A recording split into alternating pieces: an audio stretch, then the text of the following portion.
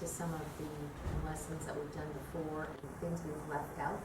I'd like to catch up on those so that we don't sort of have a trail behind us of many different tales, you know, I'd like to kind of clean that all up. And we'll talk about the Tuesday night thing, and we'll talk about all that kind of stuff. All right? So, should we have the door closed? I mean, how is that going to be for videoing? Is that all right in terms of sound? Fine. Okay, because I don't really have it in me to talk a whole lot louder than this. Maybe Okay. close it. All right, all right. I'm pretty tired, so just want to do the best we can for today. Let's put in our hands at our hearts.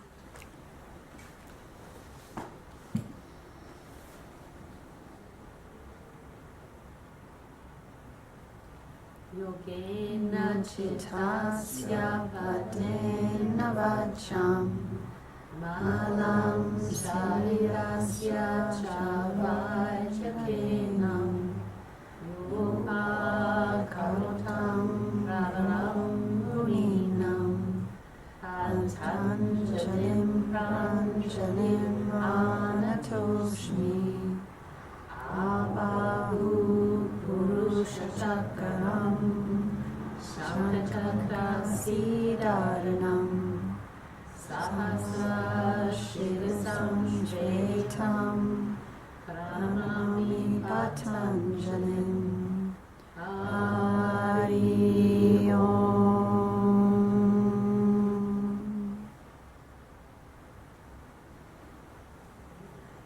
Good. So if you came on Friday night, the night we did the history of yoga, we had Rama here, and it was great because everything I said in Sanskrit, he said much better. And I was thinking, like, I had asked him to do a little workshop maybe for the teachers on Sanskrit pronunciation, just so we don't sound like Americans so much. And I was thinking, maybe what we'll do, kind of like the history of yoga workshop, let's open it up to everybody. We'll make it a little more generic, not so that people have to learn Sanskrit, but there'll be people that would be interested, and we'll just try to keep it as it relates to yoga postures and the things that are about yoga. Yeah, would that be neat? Mm-hmm. And it's kind of him to offer to do it. So what does the word yoga mean? Okay, wait, before I say this.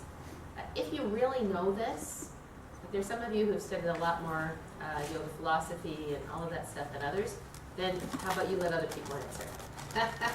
And you just go, oh, I know that. Just wait a sec. All right. What does the word yoga mean? To yoke. And the Sanskrit word is? Now you can say it. Yuj. Yuj, right? To yoke together, right? To bring us together, to bring the body and the mind into one. So if you didn't listen to the history of yoga talk, or you didn't look at it, you might want to do that. And then I gave you an article which is similar to what I said. It's kind of part of what I drew from when I did that talk. And it's just good to have that in your, files in your brain, so that if somebody asks you, you kind of have some idea. So, what does Hatha Yoga mean?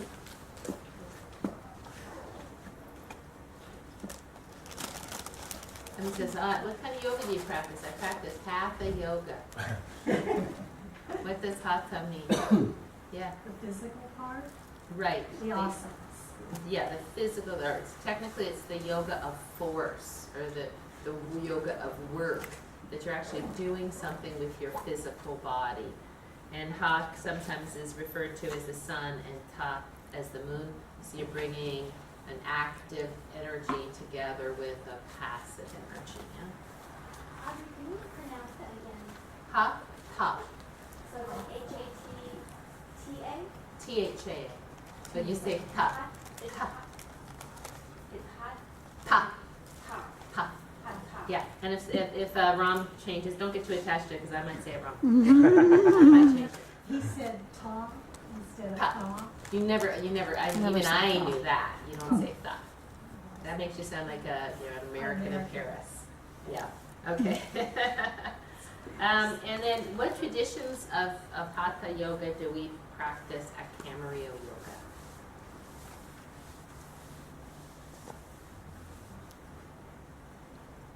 From what traditions? Krishna Karna? said, so Krishnamacharya was the main teacher, right?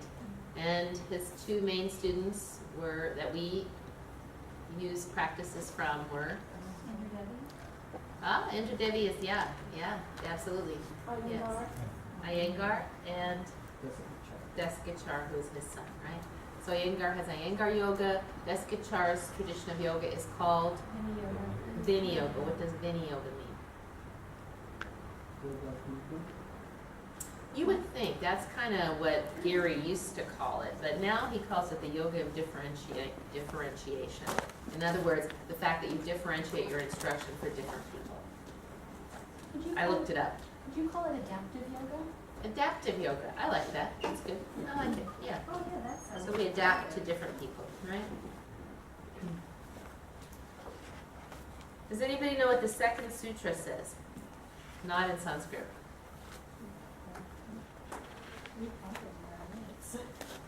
I know, that's why I'm quizzing you, because at some point it can't just be in your notes, you actually need to know it.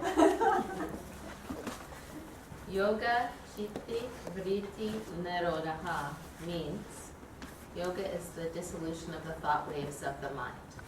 What does that mean? Stilling the Become one mind. with the yoga, one with the movement.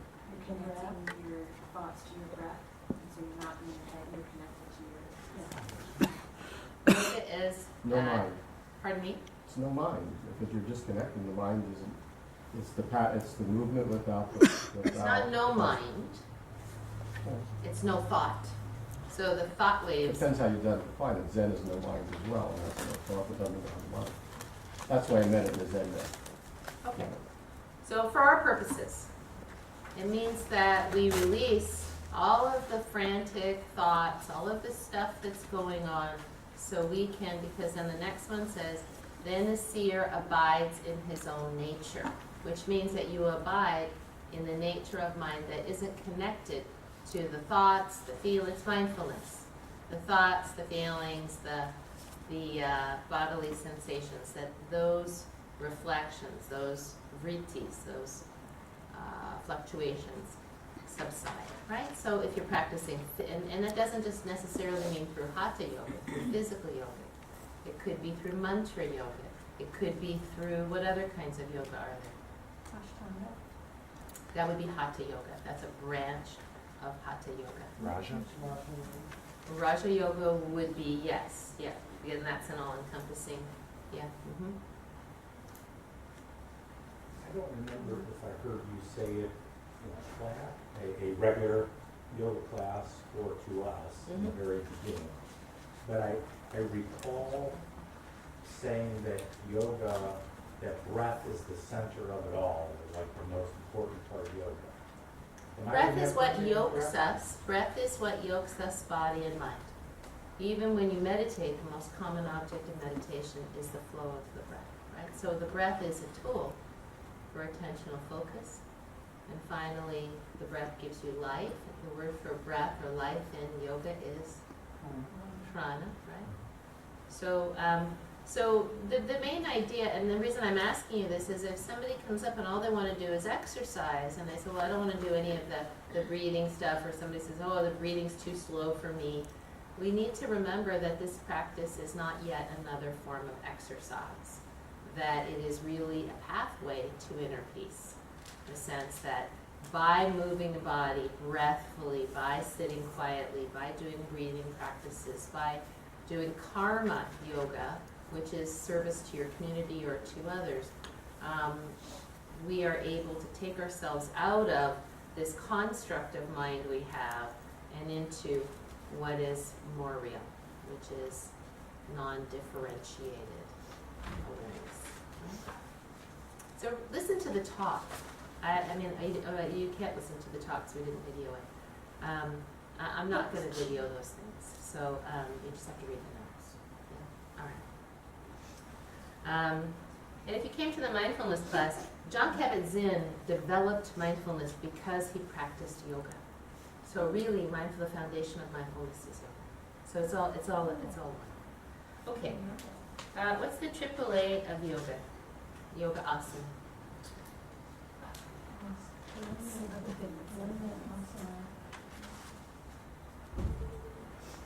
alignment. Place the bones, place the feet. Then what would the second A be? Take the action. And the third A, just for our purposes, is attitude. Attitude maybe not the best, but then the feeling tone, what arises from the placement of alignment and the taking of action within asana. Yeah? So that's good to know. All right. Let's see. I was thinking about the Tuesday night thing, and I don't want you to feel overwhelmed, like, oh gosh, we have to be there every Tuesday night. And I was gratified that a lot of you said, oh, I can be there all 3 Tuesday nights, and some of us obviously are traveling or cannot be, and I understand that. But I'm thinking that we may not, I mean, if you want to come every Tuesday night, it would be fantabulous, because you would learn a lot, right? But we may not need to have as many people as we do have, because maybe we just need 5 people total to do, I was thinking 5 15-minute parts, right? But then maybe we bring it down to 4 people and we do 4 20-minute parts, and that one person teaches the other 3, which is enough to make a quorum, right? It's enough to make a group, so that you don't feel like you have so many Tuesday nights that you have to attend. And of course, we can always make it optional. Does that make sense? I mean, because that's the place where we're going to learn to teach. Having it in your notes is wonderful. Being able to get up on your feet and explain these things is really now where we're getting to. So if you can come, that'd be great. And I appreciate those of you who are going to teach on Tuesday. I know Barry and Dawn and Karen and Brian are not teaching, but they said they would come. If you don't want to come because you have a lot going on, we have enough people. We don't need to have you there.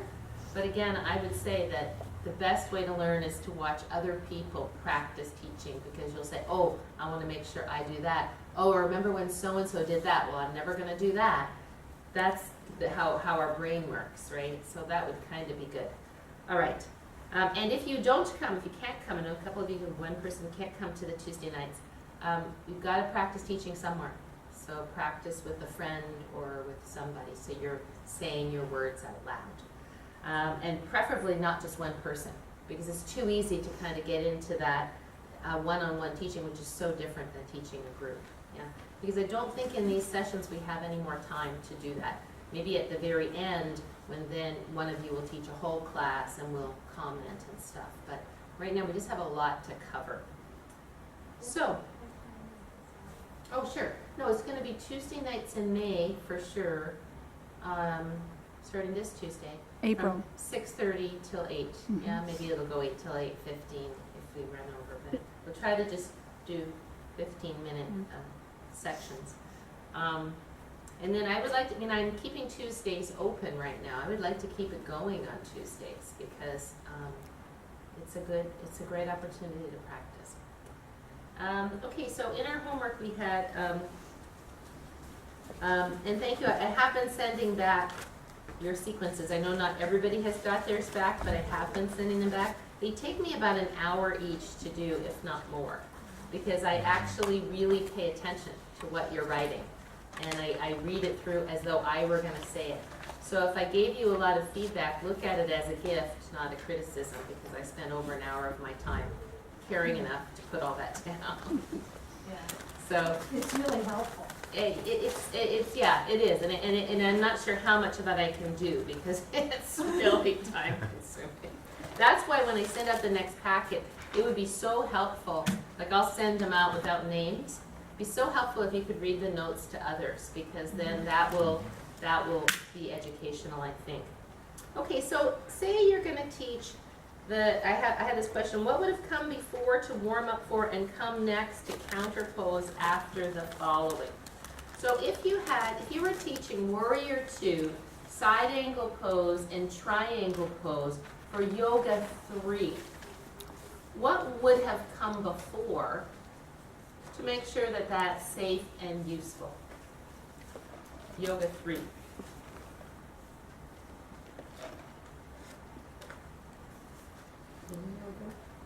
Vini Yoga could have come before, yeah, why?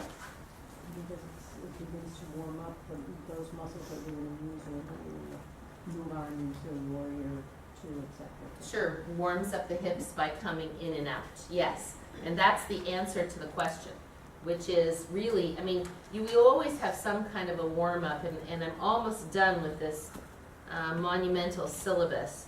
And we've broken it into opening meditation, warm-up, standing poses lateral, standing poses flexion, extension, standing poses flexion, extension with rotation. And so they're all there for Yoga 1, for Yoga 2, for Yoga 3, and for Yoga 4. And it looks kind of like, did I give you that? Mm-hmm. I don't know if you can see it. Yeah, never mind. You can't see it. So it kind of looks like that. So you can go across and do that. And so when we say, like, what would you have had to do before? For sure, you probably would have meditated a little at the beginning. You probably would have done some on the floor warm-up or some standing warm-up. But you would have wanted, and even at Yoga 3, to be honest, sometimes I've come up and started with the lateral poses. And if I did, what would I need to do right after I did Warrior 2, side angle pose, and triangle pose? Picture. Rotating, a rotation, side angle pose, I mean. Right, I would have to do something that stretches the abductors. So what could I do? What would be some possibilities? What would be the best choice? There's one very good choice. Revolved high lunge. That's what I meant. Right, and the reason I picked that, if that were where I was, if I hadn't, I would have warmed up the hamstrings a little bit in Vinyasa, right? I would have warmed up the IT band a little bit, but I wouldn't have warmed up the hamstrings that much. I could do revolved triangle, but revolved triangle is going to be a little bit restricted because the hamstrings are not so warmed up, and the outer hip was just contracted for 3 poses. So I'd probably go to revolved high lunge with a little bit easier. And then if I went to revolved high lunge, I would have been over this hip flexor for quite a long period of time. So I could go directly to the other side, or I could even put in crescent pose, step back, foot up to front, and do crescent pose there. But technically, if you go Warrior 2, side angle pose, triangle pose, revolved high lunge, downward facing dog, step forward to the other side will stretch the psoas here because you'll be here, right? So you'll stretch that psoas there. You don't have to go to crescent pose. It kind of depends on the group. Does that make sense? Cool. Okay. And Pat, that's I keep thinking about your question, which was like, is there a book that tells us what comes after what? Yeah, And there is not. but there's your syllabus. To clarify? Yeah, but that doesn't tell you what comes after what. Yes. To clarify with revolved high lunge, are we going to that to stretch our psoas, or are we trying to get internal rotation of the hip? We're doing it to stretch the abductors, right? Okay. Because in lateral poses, you're contracting the abductors and opening the inner thigh, the adductors, right? So stretching the iliopsoas on the back leg side wouldn't be the intention, because the intention is to say, I have been over this for a long time, and I've been completely externally rotated, so I have to internally rotate now. And now I have this, and then now that I've been over this for a while, so now I have to stretch it on the other side, or maybe I would come to crescent pose if I thought that was really, really necessary. At Yoga 3 level, I would say probably not, right? Because you can handle being over this for a little bit longer. But you know, you just never know. For example, one of the things that we did yesterday in the 9:30 class, and one of the things that you can start with standing poses in Yoga 2 is Vinyasa sequence, right? I wouldn't start with Vinyasa sequence in Yoga 1 because more warm-up would be required. That's a little bit of a more advanced practice for Yoga 1. Why? They don't have the back strength. They don't Right, have right. It requires back strength and hamstring flexibility, right? If people are very tight and they can't, if they're like this and they're going like this and their hamstrings aren't relatively loosened up already, they just start to do this because this can't go back, yeah? And also in Yoga 1 you have quite a few injuries often, maybe back issues, so you use that as a pose that's only if it feels relatively safe. But in Yoga 2 now, supposedly we have people who are moving on from Yoga 1, they know Vini Yoga because you do learn that in Yoga 1. And yesterday we had a woman who's been to yoga for years. And she had a hip spasm right at the beginning of the Yoga 2 class. And her sciatic nerve was pinging, she had tears in her eyes, and she was, stiffening up. And come to find out that she had spent the whole day yesterday in the car driving her husband to the hospital in LA for a knee replacement and then driving him back. And, those kinds of things can happen, right? So when we come to our injuries and how to deal with emergencies section, I'll go over that. But that's definitely something that you just have to not freak out about because you gotta handle it, right? So what did you do? Are you gonna go on? Yeah, I gave her own practice and I taught the class at the same time. Wow. So that's the tricky part, is to keep one person doing, without going to the class, somebody's right? Going, okay, so keep going, walk away, give her something, come back. Walk away, give her something, come back. And I thought it was good that we had some of you here because you see how that works. And then in the second class, we had the 4 herniated discs guy, and we had the functionally new guy, functionally blind. And he called me afterwards, by the way, and he said, I was told I should go to yoga because it would be reducing my stress, but I felt a lot more stressed by the end. And, it was a relatively big class. He really couldn't see what we were doing. He was really bound up, and he was confused, and thank goodness Anthony was there and was helping. We had to put hands on to move him through these practices. And I'm not quite sure what he expected.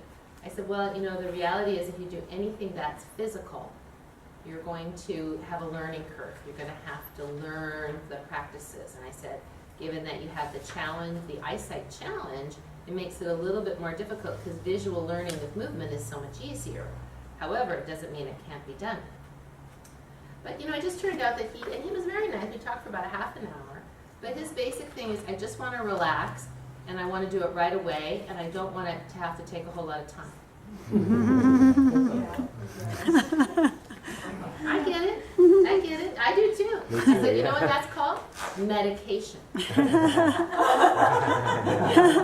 true. That was a good answer. It's the only way to do it, Yeah, sorry, Barry. You're talking about the before and the after. Yeah. And, I thought it was not the abductor that hurts, but when we're in the lateral poses, and we probably all have had where you get that cramp right here in the side of your hip. Yeah. Isn't TFL. the gluteus minimus and medius? It's TFL. Where you're pointing is TFL, right there. That's what cramps. Like if you're in gate pose and you get a little cramp, it's TFL, yeah? Oh.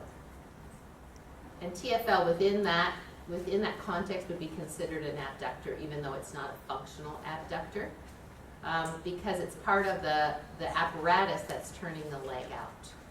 Does that make sense? Yeah, but that's more forward in the picture. Well, anyway, I don't mean So the main thing is, when you rotate into revolved high lunge, you stretch that out, right? You stretch out the IT band, you stretch out the hip, you stretch out the it does TFL. all that. Yeah, It's yeah, not it just the abductors. Correct. It does a lot. That's kind of the whole point of it, right? Is that and this is what I'm trying to, because I know that this is the hardest thing, and I see it in your sequences. I don't see that understanding of pose counter pose for the most part. Is that if you're going external rotation of the thigh, fairly soon you got to get to internal rotation. And internal rotation doesn't come from turning the leg in, it comes from turning the torso toward the leg. And that's what spins the thigh in. Does that make sense? So the poses that do that are all the standing poses like revolved high lunge, like revolved triangle, like pigeon, and even to a great extent Vini Yoga. Because Vini Yoga, as you come back, it's certainly not an external rotator. If you pull this hip back, you get some stabilization, internal rotation, because gluteus medius is an internal rotator. gluteus maximus is an external rotator. So all of that is maybe a little bit too hairy to think. But if you know these are the poses that need to do that, and you know, all I can do is tell you to write it down. You know, if you're going externally, then you need to go internal. Does that make sense? So you're saying most of the lateral poses are external, and then would you say the rotational poses would be the internal? Correct. All of the lateral poses are externally rotated in the front leg, right? What are the lateral poses? This is easy. There's 5. Warrior 2, side angle pose, triangle pose, reverse warrior, half moon, right? And then there are variations on those, but there are really only 5 lateral poses, right? And those are the ones that externally rotate. There are many abducting poses that you can do that are progressions, but those are the standing poses. So the things that would counterpose those are all the things that we just talked about, the revolved triangles, the revolved high lunges. If you're doing a standing sequence, those are the standing pigeon. How would you differentiate what could or should be done for a level 2 versus a level 3? Or can they pretty much do the same sequence or in the end of the same sequence? Actually, they don't. And that's why we have the syllabus. So in the syllabus it will say, for example, coming to standing. Let's talk about standing poses in general. In Yoga 1, standing poses are taught from standing, basically, mostly singly. You might link 2 of them, like Warrior 2, Reverse Warrior, Warrior 2, Side Angle. But they're mostly taught from a stationary position, come in, come out. In Yoga 2, we start moving from the floor to, right, like this, right? Now again, if you come to the evening Yoga 2s compared to the daytime Yoga 2s, you might be stepping forward in down dog in a Yoga 2 class, but that's because at some point we have to recognize that people who have just come from Yoga 1 and are just learning down dog on the floor and are just learning plank and have never done any of those things, they haven't done much getting up from the floor and standing up because they've learned everything like this, which is plenty. If we had to have 6 o'clock class on Monday nights, get up like that, I mean, they just couldn't do it. Because, and frankly, our demographic is not 20-year-olds. If they were 20-year-olds, we could start teaching that in Yoga 1. But that's not, and increasingly, we have more people who are less able, which doesn't mean that they're not great to teach. They're wonderful to teach, but they're certainly not going to be ever stepping forward from downward facing dog to warrior 2. Does that make sense? Yeah. And then in warrior, in Yoga 3, stepping forward up between the hands with the legs back and up, back or without the leg back, stepping forward to the poses is Yoga 3 way of entering for most part. And then in Yoga 4, there would be more vinyasa between. So vinyasa meaning chaturanga, upward facing dog, cobra, downward facing dog, step forward. Does that make sense? So that's like the kind of breakdown that we tried to do in the syllabus. So in if you look at Yoga 1 column, there are all of these millions of things. If you look at Yoga 2, these are the things that would be added on by Yoga 2 students. Doesn't mean that you couldn't pick from the Yoga 1 things also, but that's what adds on. If you go from the Yoga 3 column and vice versa, and so on. Does that make sense? I hope it will be useful for you because I've spent hours and hours and hours on it. And Darcy too. And there's you just can't put everything that you've ever spoken in your mouth on a piece of paper. So, you know what I really love is that when Miranda's in class, she's always got her notebook next to her and she's writing down the sequences. So this is what I want from you in the next little while. I'd like 4 sequences. A Yoga 1 sequence, a Yoga 2 sequence, a Yoga 3 sequence, and potentially a Power Yoga sequence that you've written down that another teacher has taught. So that means you need to have it beside you and write it down as it goes or remember it after. Because, I mean, I could show you, I have a stack this high of notebooks full of classes I wrote down when I was learning to teach. Because then you don't have to think, oh, what should I do? You go, oh, I love that class. Let me go back and see what they did. And then you can pick, you can go, oh, but I just won't put that in. I won't put that in. Then you're not kind of going, oh, I have to teach a class and I don't really even know where to start. You have a little template. I mean, you have this opportunity to build yourself a library of classes, and you don't have to give me all of those all at once, but I think that might be a really good idea. And maybe you put a note like, lateral sequence, Prasarita Padottanasana, quieted the mind because it was a lot of learning. Why does, hopefully each of our teachers is making choices all the way along. They're not just going by rote, they're making choices. So at some point over the course of time, go to go to one of every level of class and write it down. And it will be incredibly educational. Yeah? It doesn't, you know, there's no deadline on any homework. You know, sometime before we're all dead would be good.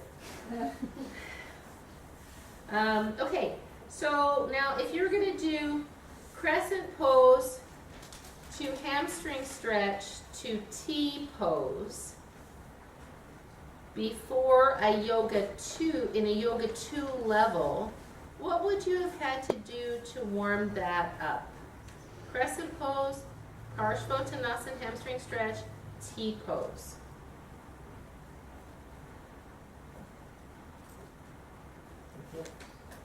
Yep, hips. So what's something you could have done with yoga 2? Vini yoga would have helped to warm up. Yeah. Yeah. I think Anthony's right. I think they're both right.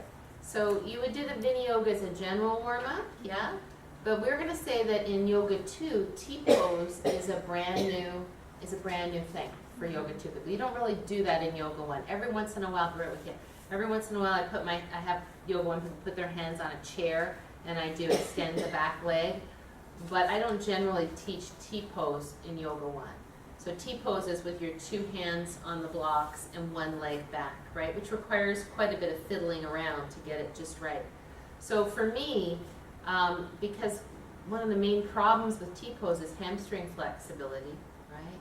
I would get them super warmed up so they have maximum hamstring stretch. And they have maximum iliopsoas and iliacus opening already. Another thing to say that you could do before that is quad stretch, right? You could chaturanga to the belly and do a little catching of the ankle. Because if this quad is all tight and they're trying to get their leg up, it doesn't really necessarily go. If this is the case and they're standing like this and they can't get the leg up, what should they do? Bend the knee, right? So they take this out, which is pulling their pelvis under. If they bend the knee, the back foot can come higher. Awesome. Great. Alyssa. What about for hip warm up? I can't remember what you call that. I want to say around the house. Not for yoga Not a yoga No, 2. yoga 2. So around the house would be yoga 3. What else would you do for hips in yoga 2? Like specific hips, beyond just the lateral poses and Vini yoga. If I wanted to isolate it. All of the things that we've done. I mean, Vini yoga, lateral poses, Parshvottanasana, revolve triangle pose, all the standing poses. Okay. Yeah. You wouldn't add on to those, just keep it at that for yoga 2. I'm sorry, add on in which way? Never mind. No, I just don't know what you mean by add on. Well, I was thinking around the house, but clearly not for yoga. Not for 2. yoga 2, right? Sure. Because they just come out of yoga 1. Around the house could hurt your back significantly. So we're just learning plank, we're learning downward facing dog on the floor. I mean, again, if you come to Darcy's class and she does around the house and it's a yoga 2 class, it's because she's evaluated the group and said these are mostly yoga 3 people who are here. House in yoga too. Okay, yes, I don't know. I can imagine. Because again, I know the evening classes are harder than the daytime classes, and I'm not always in those teachers' classes. So if they're doing that at a yoga 2 class, it's because they're feeling like everybody is able to do that. Mhm. Does that make sense, right? And that's where I think the syllabus, and I apologize that I haven't had it ready till now, it's just one of those, just like your life, my life hasn't allowed that till now. So I think when you look at that, I think that will really clarify for you, yeah? And possibly spending some time in some yoga 2 classes and seeing what's there. Okay, so let's just let that go for now. And I want to go to some of the things that we haven't gotten to till now. And I did not make you a sheet because we have so many sheets. So help me remember, last week, or last time, did we go through the whole power yoga warm-up for sun salutations? No, we got to. What did we do? I normally write it down, and I for some reason did not. I didn't write down what we did and what we did not get to. I know that we did A-series sun salutations. I believe we did the difference between Sphinx, Cobra, and upward-facing dog, yes? We didn't do B-series sun salutations, I don't think. No. We didn't do how to step or hop back. Did we do the options for Ardha Shalabhasana and Shalabhasana? Yes. Okay, okay. And like for example, I put on your syllabus that Ardha Shalabhasana would be Yoga 2 skill. You would be teaching, they will not do that in Yoga 1. They'll learn maybe one leg off the floor laying on the belly low, but they won't learn to lift up like that. So Yoga 2 is Ardha Shalabhasana, and I put Yoga 3 as Shalabhasana, both arms, both legs, which could happen in Yoga 2 if it's the right group, but it is a progression and it's more weight for the lower back to lift, yes? Mm-hmm. So, okay, I'm sorry, let me just get a pen.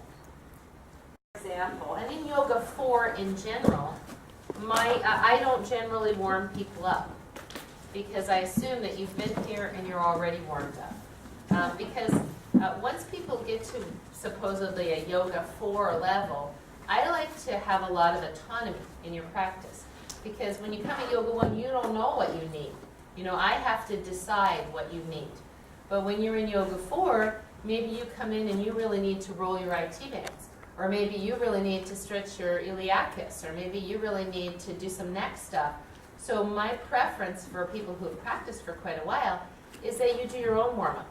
Because then you know what you need and then we get into it. Does that make sense? So when we come on Saturday morning to Power Yoga, or when I teach on Thursday nights, in general, I just get started because I figure people have already warmed up. Yeah? So that's kind of what we're going to do today. But we'll just do it easy so that we don't hurt ourselves.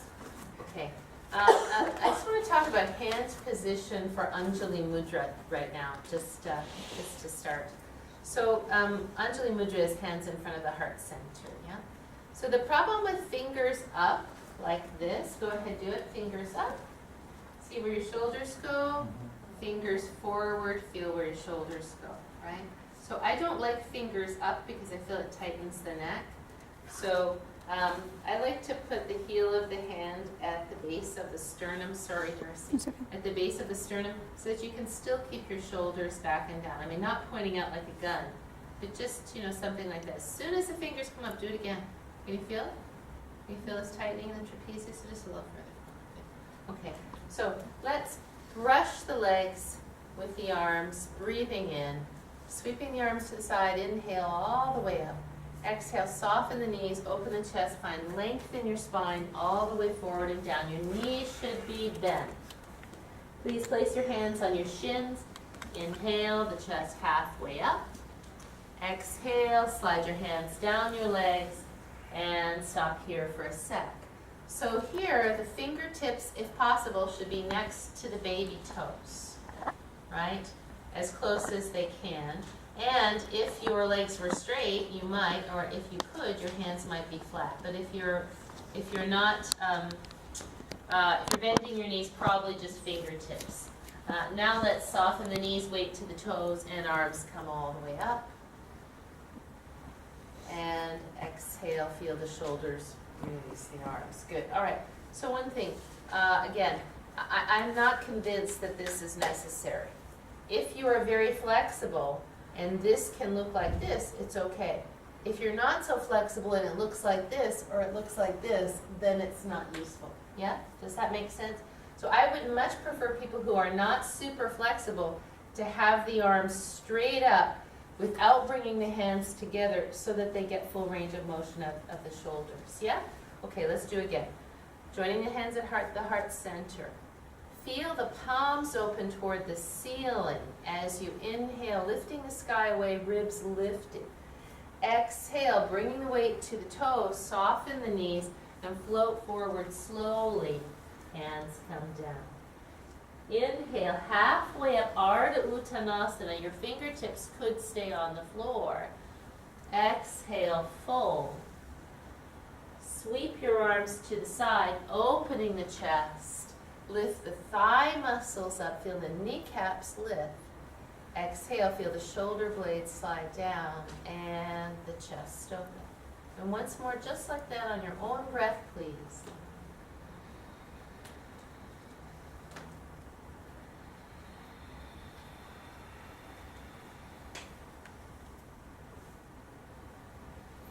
Where's your weight right now? Is your weight in your heels? Can you bring your weight to your toes?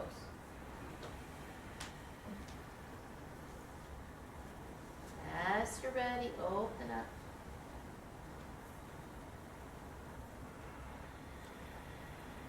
Good. On the fourth one, we'll step back to revolved high lunge. Sweep the arms to the side. Open the chest. Inhale. Exhale, slow, long back, all the way down. Please come halfway up, inhale. Stay here to exhale. Breathe in, step left foot back to high lunge. Exhale, turn the belly right. Revolve high lunge. Feeling the stretch in the outside right hip and the IT band. Pressing the left heel back, left leg strong. Let's reach your arm past your ear. Nice.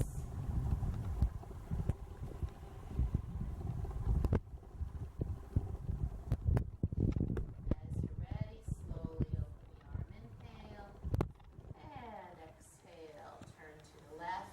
Let's spider. Gliding back and forth between the legs.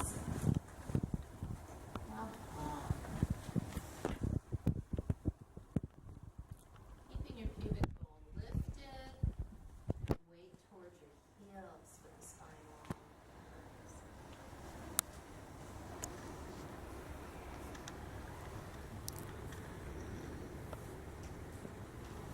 As you're ready, walk your hands around your left leg to high lunge and revolved high lunge, please.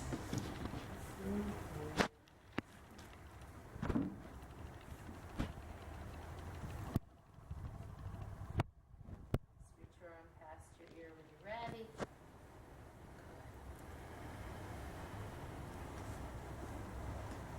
And listening to the sound of the breath. From the anchor of the right arm, open the chest, open the left arm, and turn right. Narrow your stance a little bit. Hands on blocks or on floor, fingertips come up on your toes. Inhale, the long back, legs straight. Exhale, heels down, and open your knees, shoulders higher than hips.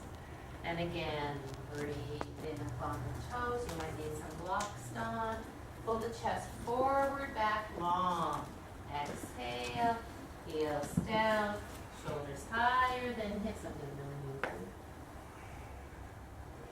Yeah, that's it. Once more.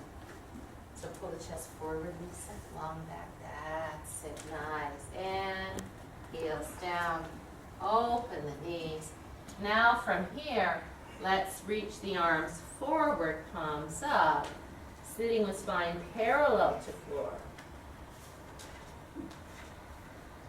And then hands on floor, bum up. Prasarita Padottanasana, hang your head. Fingers point forward, elbows point back between the knees. Remember, what people will do is they'll turn their elbows out here. Go ahead, do it. If you turn your elbows out and your fingers toward one another, feel your neck. Not so good. It's very common. Good. Nice. With the knees soft, fly your arms to the side, push with your heels, come all the way up, spine and extension. Lift all the way up through the sideways. And exhale, open chest. Okay, I think that's plenty of warm-up. You've stretched the adductors in the spider. You've stretched the abductors in the revolved high lunge. And the hip flexors? Where do the hip flexors get stretched? In revolved lunge. In the revolved high lunge, yeah, because these have to open, right? So we really did kind of go all the way around the hips. And I honestly think that's plenty, because I'm just worried that we're going to spend all our time practicing and we're not going to get all the rest of this covered today. Is that all right? Yeah? Okay. Lisa, you got to be a little bit careful when you're halfway up your back here in your heels. You probably need to soften your knees a little bit more, yeah? The other thing we need to be careful of is that we're not doing this in a squat, right? That we get that nutation so that we're not leaning over this. All right. Good, good, good. Okay, that's enough of that. For the end of the practice, have we gone over things like how to hug your knees into your chest, how to do windshield wiper, how to do all of that stuff? We haven't really done that, right? So let's do that now, because for those of you that aren't that warm, it'll be safer. And I'll just go over some points. So if you would, like, take your stuff off your mat. I'm sorry this isn't going to be in great sequence, but it'll be what it is. It'll have a sequence of its own. Turn your feet away from me if you don't mind, please. And if you're at the wall, let's just think about this. Let's move off the wall, and let's be like we're going to practice if you don't mind. So your feet won't touch the wall. And if you're teaching, do not let a student accommodate their props. They have to move away from the props, away from the wall. So Alice, you're not in a good place to practice here. Why don't you move? Yeah? So you guys are all too close. Let's spread out. How are you going to do windshield wiper with your arms out? Just spread out because we're going to do this. People who are injured, you need to say, sit down, roll to your side, and then lay down on your back. Yeah? Because unless you've already taught them to do that, if they lay down on their back with injuries, they could hurt themselves. So when you ask them to take, if they're Yoga 1 people, if they're Yoga 3 people, you can say, take the knees, hug them in a circle. If they're Yoga 1 people or brand new people, you say, please hold your take your right foot off the floor, hold your right knee with your right hand. Now take your left knee off the floor, hold your left knee with your left hand. Breathe in here. Exhale, very slowly start to circle the knees to the left like you're stirring a soup pot. Feeling the sacrum massage, feeling the lower back massage. As you take your knees toward your chest, it's an exhale or an inhale? Exhale. As the knees come away, it's an inhale. One of the common errors in holding the knees is to hold on the top of the thighs. Go ahead, do it. Or the top of the kneecaps, with the hands over the kneecaps. Feel your neck right there as you do that. Now hold the knees from the side. Feel your neck. It's different, right? So we always want the hands to the side so the elbows can come in. Thank you so much. Let's put the feet down. If they're brand new Yoga 1 people and I want them to learn to extend their breath and I'm worried about their lower back, I won't go to that first. I'll go to one knee in at a time.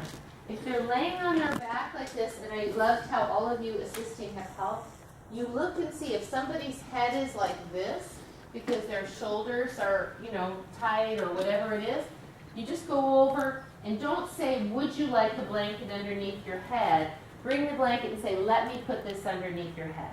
Better for them to say, no, thank you. And then you can say, well, I'm a little concerned about the angle of the neck. Can you bring your chin down? Which rarely happens. But if you say, would you like a blanket in general, they say, no, I'm okay. Right, while they're laying there like this. So that's not so useful.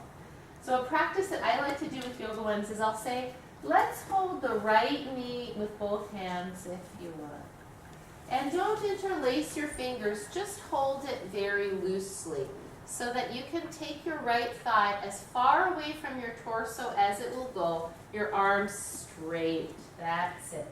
Let's breathe in here. On exhale, very slowly draw the knee towards your chest using your hands. Keep the left knee bent and the foot flat on the floor. Take the knee away again. Breathe in 1, 2, Exhale, pull in, 1, 2, 3. Match your breath and your movement. Breathe the knee away, 1, 2. Pull the knee in, exhale, 1, 2, 3. Notice if your knee is getting to your chest on 2. Take 3 full counts to exhale and pull the knee in. Knee away, 1, 2. Pull in, exhale, 1, 2, 3. Knee away, 1, 2. We're going to exhale for 4. Exhale, 1, 2, 3, 4. Knee away, 1, 2. Exhale, slow, 2, 3, 4. So go ahead, you can put your foot down. Thank you very much. So the reason that you have them do this is because one side of it, sometimes if you have them just yank in, it's too much force on the back. So here, you're just going to warm up one side at a time. And all of the things that I saw you doing are things that people will do.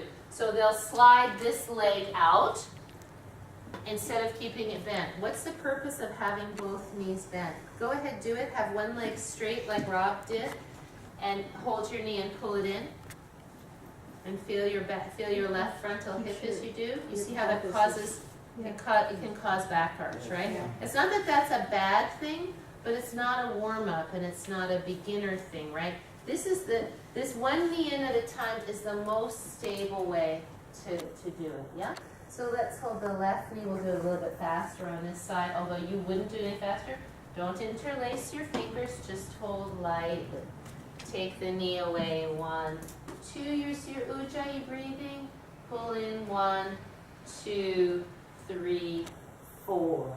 Take the knee away, 1, 2, 3. Exhale for 5. 1, 2, 3, 4, 5. Take the knee away for 3. 1, 2, 3. Exhale for 6. 1, 2, 3, 4, 5, 6. Great. Okay, so I probably wouldn't do 3 and 6. Probably 2 and 4 or 3 and 5 for beginners. But they get the idea that the exhale is longer than the inhale. Yes? Another common error is to just let the hands go and do this. Just to pull the legs in without the hand. And then what are you doing? Tightening hip flexors. You're tightening the hip flexors, right? So we want them to use the hands to pull in, yeah? Sometimes when they pull in, they'll arch their back and lift their head up and chin up. So while you're doing this, you're watching, you're saying chin down, legs straight, you're giving all those cues, yeah? Okay, so for beginners, what I would do if I had just laid a bunch of beginners on their back, before I had done that, I would have talked a little bit about pelvic floor sitting up. And then when we got on our back, I'd do some pelvic floor, some belly strengthening, but we're going to do that in a separate day. So let's just take the feet wide apart, as wide as your mat. The most common error is to have the feet not wide enough, yes? And a lot of people aren't sure whether they should lift the baby toe side, so they kind of do it keeping the feet on. So you can let them know that they can lift the sides of the feet, yes? Arms to the side, palms up. Breathe in slowly. Exhale slowly. Take the knees to the right like 2 windshield wipers, feeling the front of the left thigh and hip stretch. Breathe in as you come center. As you exhale, draw the belly down, knees glide left, and long, slow exhale. Breathing in, gliding back to center. And in this way, wiping your windshield slowly. Remember, legs are heavy. So never move the legs. Don't just swing your legs. Always breathe the legs to the floor. Nice. Good. You keep the feet as wide as your mat. As wide as your mat. Now let's everybody please take your knees to the right. Still feet as, because then when you say that, they'll bring the feet together. Still feet as wide as your mat. Put your left hand on your left cheek, the cheek on your face. If it's okay with your shoulder, you have no shoulder issue, slide your left hand past your temple and all the way, pretend we're facing the window, all the way to the window. Feel the length now from the left baby finger all the way through the left inner knee. Breathe in here. Exhale, reach back and left knee toward the floor, just 1/8 of an inch more. Make sure the palm is facing the midline, the thumb down and the baby finger up. One more breath. Please release your arm on exhale. Breathe in, bring the knees center. Exhale, slowly take the knees to the left. And so that would be kind of the 2 ways to do windshield wiper. Go ahead, just stretch your other side. If I do everything in real time, will be kind of slow, yeah.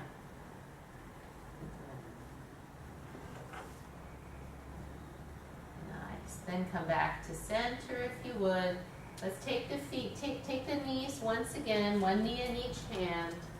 Let's separate the knees in a V shape. That's it. Now let's put our feet up in the air like a dead bug. Soles of the feet facing the ceiling. Now a lot of people would not hold their legs. Bend the knees enough, but hold the back of your thighs. Here, please slowly circle the feet at the ankles, spreading out the toes. Remember, slowest one wins. The slower you go, the better. Feel the muscles of the lower legs and the tendons of the lower legs as they connect into your feet. Feel air between your toes. Stretch out your toes. So if this is the beginning of the practice, you could say preparing your feet and ankles to bear weight in your standing poses. If it's at the end of a practice, you could say releasing the standing poses from the feet and ankle, releasing all the steps of the day from your practice. And then as you're ready, hug in once more. And then so if this were the beginning of a practice, I might, again, if this were Yoga 1, I might have them do a one leg across, because now they've warmed up the hip flexors a bit. Could you continue to hold your right knee, but slide your left leg straight on the floor? Pull the left toes back toward the shin, reaching through the heel, and feel that your toes are pointing straight up to the ceiling. Your leg isn't rolling out to the side. Continue to hold your right knee with your left hand only, and put your right arm out to the side, palm up. Taking the knee at a 90-degree angle to your torso. So many of us will have the thigh pulled way into our chest.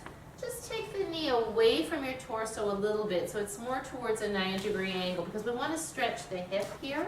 Breathe in. Slowly take the right knee across the body to the left and feel the outside of the right hip stretching. Keep the left leg relatively active. Don't let it roll out too much. Keep the toes pointing toward the ceiling so you get a good hip stretch here. Does everybody feel a stretch in the right outer hip and the right IT band? Yes? Now, so here's the difference, ladies and gentlemen. Can you just roll back to the center, keep holding the knee? The more you bring this knee at a 90-degree angle to your torso, the more hip stretch you're going to get. Particularly if you anchor the bottom leg. If the more this bottom leg rolls out and the more you pull this towards your armpit, the more it becomes a twist. So 2 different things, and you can kind of put them together, but for Yoga 1 and Yoga 2, especially beginning, we don't want them to just crank this thing. So try both. Let's do it. Take your thigh at a 90-degree angle to your torso. Keep your right or your left leg relatively facing the ceiling. On exhale, take the knee across. You won't go very far, but you will get a lot of hip stretch. You can release the ankle, the shin here. That doesn't have to do anything. So really try to find a 90-degree angle to the torso. But don't let the bottom leg roll out. Now this time, let the bottom leg roll out a bit more and pull the knee more towards your armpit. And now you see that it becomes a twist, right? So again, this kind of a twist at the end of a practice might be okay, but if you're just warming up, keeping it a little bit less twisty and more hippie is better. Can we change sides? try both on your own time.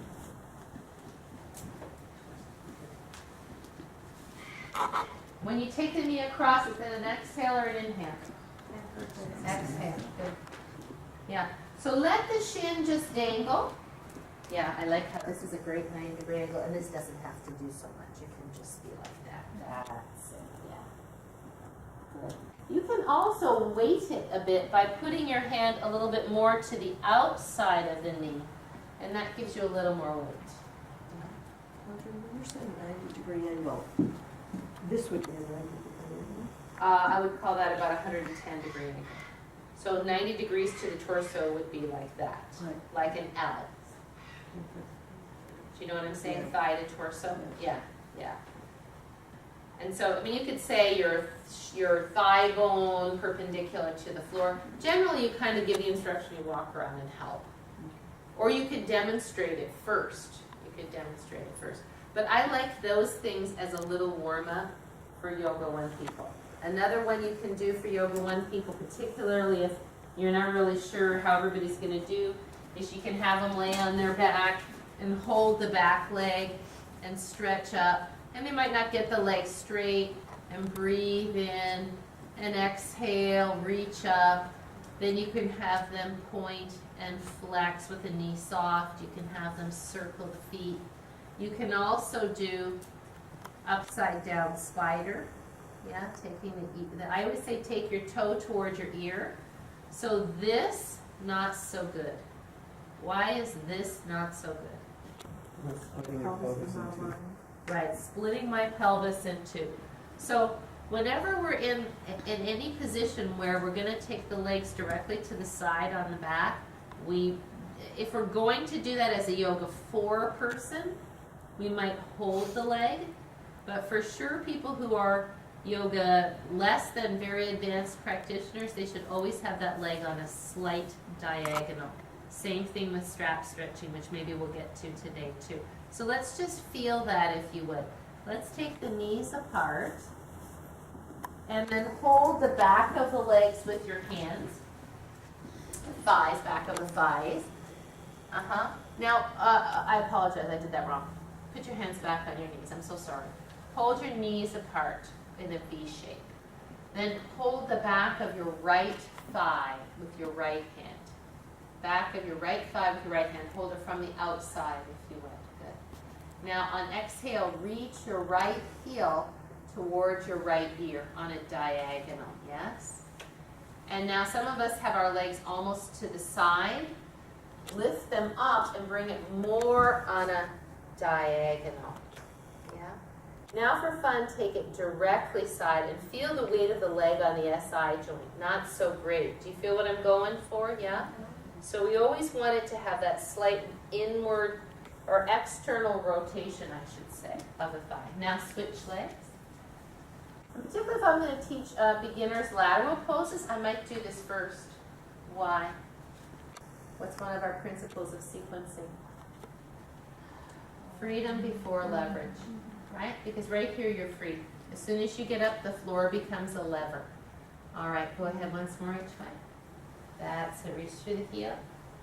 And so you get hamstring stretch and adductor stretch, yeah? All right, hug in and circle, really nice. And amazingly, a lot of people, well, you're asking them, they're here like this, and you're holding like this, and then you say, take your knee towards your ear, and they go like this, down here. I don't know why. It's like ears are down at your butt, I don't know. But anyway, then you just have to walk around and change it.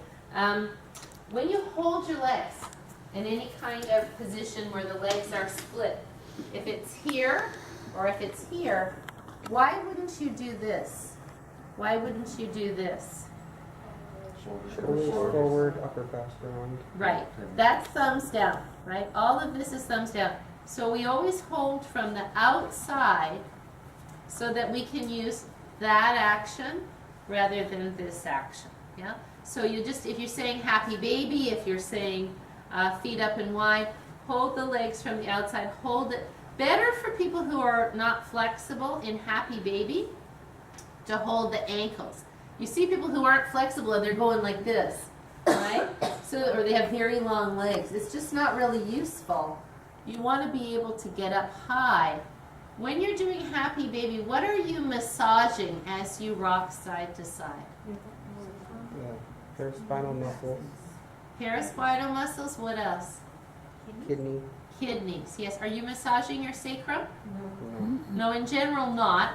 I mean, because then you'd probably be back arching. You'd probably have a lot of hip flexor tension.